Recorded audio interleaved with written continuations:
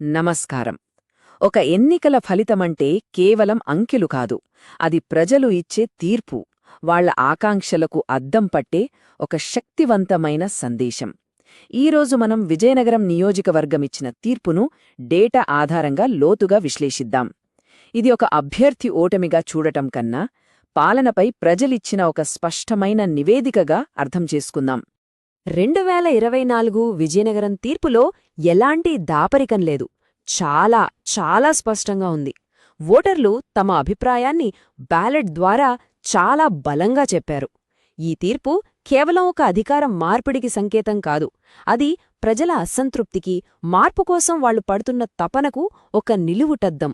ఈ సందేశాన్ని సరిగ్గా అర్థం చేసుకోవడమే ఏ నాయకత్వానికైనా మొదటి మెట్టు. ఒక్కసారి ఈ సంఖ్యను చూడండి, -60,609. ఇది కేవలం ఒక అంకె కాదు, ఒక రాజకీయ ప్రకంపన. ఒక సిట్టింగ్ ఎంపెల్ఏ ఇంత భారీ తేడాతో ఓడిపోయారంటే ప్రజల తిరస్కరణ ఏ స్థాయిలో ఉందో మనం ఊహించుకోవచ్చు. ఈ ఒక్క సంఖ్య వెనక వేలాది ఓటర్ల నిరాశ, ఆగ్రహం దాగి ఉన్నాయి. ఈ తేడాను గమనించండి. 2019లో సుమారు 6,400 ఓట్ల స్వల్ప తేడాతో గెలుపు. అదే 2024కొచ్చేసరికి 60,600 ఓట్ల భారీ తేడాతో ఓటమి. అంటే కేవలం 5 ఏళ్లలో సుమారు 77,000 ఓట్ల స్వింగ్ జరిగింది. దీన్ని రాజకీయ పరిభాషలో చెప్పాలంటే ఇది 37% పాయింట్ల స్వింగ్. ఇది సాధారణ ప్రజా వ్యతిరేకత కాదు, ఇది సంపూర్ణ తిరస్కారణ. సరే, ఈ అంకెలు ఇలా ఎందుకు మారాయి? ఈ కథ వెనుక ఏముంది? ఈ ప్రశ్నకు సమాధానం దొరకాలంటే మనం క్షేత్రస్థాయిలోకి వెళ్ళాలి, ప్రజల మధ్యలోకి, వాళ్ల దైనందిన సమస్యల్లోకి వెళ్ళాలి. అసలు వాళ్ల గొంతుక ఏం చెబుతోందో విందాం. కొన్నిసార్లు చూడండి, ఒక చిన్న సంఘటన మొత్తం రాజకీయ చిత్రాన్నే మార్చేస్తుంది.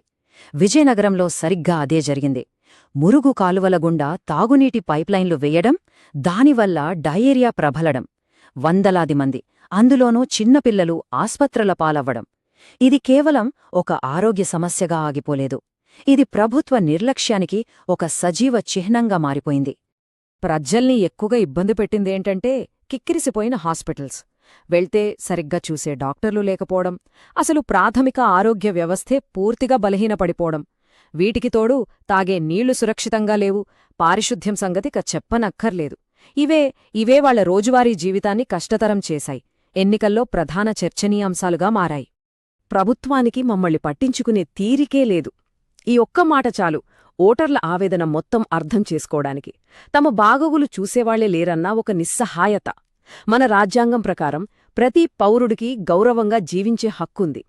ఆ గౌరవం దెబ్బతిన్నప్పుడు ప్రజలు తమ ఓటుతోనే సమాధానం చెబుతారు. బాధ్యతాయుతమైన ప్రజాజీవితంలో వాస్తవాలను గౌరవించడం అంతే ముఖ్యం. సరే, ఇప్పుడు మళ్ళీ మనం డేటా వైపు వద్దాం. ఈ అసంతృప్తి ఓట్ల రూపంలో ఎలా మారింది?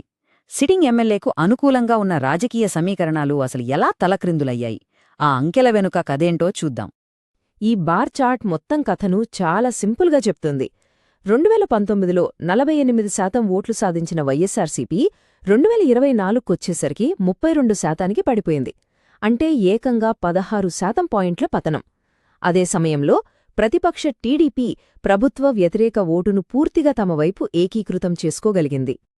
ఇంకో ఆసక్తికరమైన విషయమేంటంటే ఓటింగ్ శాతం. గత ఎన్నికలతో పోలిస్తే దాదాపు 11% పెరిగింది. సాధారణంగా ఎప్పుడైతే పోలింగ్ శాతం పెరుగుతుందో అది మార్పుకు సంకేతంగా భావించాలి. కొత్త ఓటర్లు, తటస్థులు అందరూ మార్పు కావాలని బలంగా ఓటు వేశారన్నమాట. ఇది చాలా కీలకమైన పాయింట్. ఓటర్ రిటెన్షన్ ఇండెక్స్ అంటే పాత ఓటర్లను నిలుపుకునే సామర్థ్యం. ఇది కేవలం 0.77. దీని అర్థమేంటంటే 2019లో తనకు ఓటు వేసిన వాళ్లలో ప్రతి నలుగురులో ఒకరి ఓటును సిట్టింగ్ ఎమ్మెల్యే కోల్పోయారు. రాజకీయాల్లో సొంత ఓటు బ్యాంకును కాపాడుకోవడంలోనే విఫలమయ్యారన్నది ఇక్కడ స్పష్టం. ఓటమికి అసలైన మూల కారణం ఎక్కడుంది? అదిక్కడే ఉంది. నాయకత్వానికి, నియోజకవర్గ ప్రజల సామాజిక స్వరూపానికి మధ్య ఏర్పడిన పెద్ద అగాధం.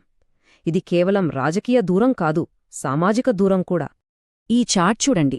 విజయనగరం నియోజకవర్గంలో అత్యధిక శాతం ఓటర్లు వెనుకబడిన తరగతులకు అంటే బీసీలకు చెందినవారు. దశాబ్దాలుగా ఇక్కడి రాజకీయాలను శాసించేది వాళ్లే. వారి మద్దతు లేకుండా ఇక్కడ గెలవడం దాదాపు అసాధ్యం. ఇది అక్కడి సామాజిక వాస్తవికత. అసలు సమస్య ఇక్కడే మొదలైంది. బీసీలు మెజారిటీగా ఉన్న స్థానంలో ఒక అగ్రవర్ణ అభ్యర్థిని నిలబెట్టడం ద్వారా మాకు సరైన ప్రాతినిధ్యం లేదు అనే భావన ప్రజల్లోకి బలంగా వెళ్ళిపోయింది. తాము కేవలం ఓటు బ్యాంకుగా మిగిలిపోతున్నామనే ఆవేదన వాళ్లలో కలిగింది. ఇదొక పెద్ద వ్యూహాత్మక తప్పిదం. సరే, విశ్లేషణ సరిపోయింది. ఇప్పుడు పరిష్కారమేంటి? కోల్పోయిన నమ్మకాన్ని మళ్ళీ ఎలా సంపాదించాలి? ప్రజలతో తెగిపోయిన బంధాన్ని ఎలా తిరిగి నిర్మించుకోవాలి? దీనికొక స్పష్టమైన రోడ్ మ్యాప్ కావాలి. మేము దీన్ని చతుర్ముఖ వ్యూహం అంటాం. చాలా సింపుల్. 1 శివుడ్లాగా ప్రజల మూల సమస్యల్ని అంటే ఆ నీటి సమస్యలాంటి వాటిని పూర్తిగా నిర్మూలించాలి. 2 విష్ణువులా పాలనలో చేసిన మంచి పనులను కాపాడుతూ వాటిని ప్రజలకు సరిగ్గా చెప్పాలి. 3 బ్రహ్మలాగా బీసీలు యువతలాంటి కొత్త వర్గాల్లో మద్దతును సృష్టించాలి. ఇక 4ది దుర్గలాగా పార్టీ కేడర్ను కోర్ ఓటర్లను కాపాడుకోవాలి. ఈ వ్యూహం పనిచెయ్యాలంటే కొన్ని వర్గాలపై ప్రత్యేకంగా ఫోకస్ పెట్టాలి. యువత కోసం నైపుణ్యాభివృద్ధి కేంద్రాలు, సోషల్ మీడియా క్యాంపెయిన్లు, మహిళల కోసం ప్రత్యేక హెల్ప్ డెస్కులు ఏర్పాటు చేసి వారికి సంక్షేమ ఫలాలు అందుతున్నాయో లేదో చూడాలి.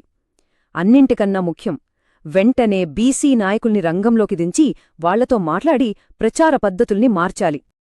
సో, ఈ మొత్తం విశ్లేషణ తర్వాత మా తుది సిఫార్సు ఒక్కటే: అభ్యర్థిని మార్చాల్సిందే.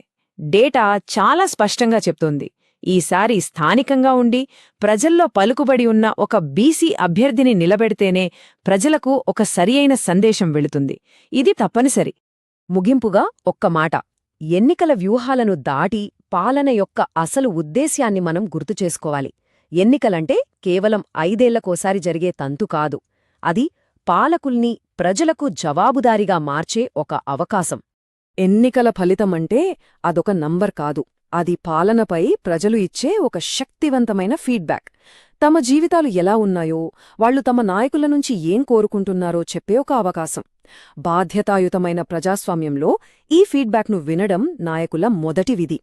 అలాగే ఈ ప్రక్రియలో ప్రజల వ్యక్తిగత సమాచారం, వారి సమ్మతికి అత్యంత ప్రాధాన్యత ఇవ్వాలి. ఇది మన డిజిటల్ పర్సనల్ డేటా ప్రొటెక్షన్ చట్టం కూడా స్పష్టం చేస్తుంది. ప్రజలు డేటా రూపంలో ఇంత గట్టిగా, ఇంత స్పష్టంగా తమ గొంతు వినిపించినప్పుడు ఆ సందేశాన్ని పట్టించుకోకపోవటం అది వ్యూహాత్మక తప్పిదమా లేక నాయకత్వ లోపమా? ఈ ప్రశ్నపై ప్రతి ఒక్కరూ ఆలోచించాల్సిందే.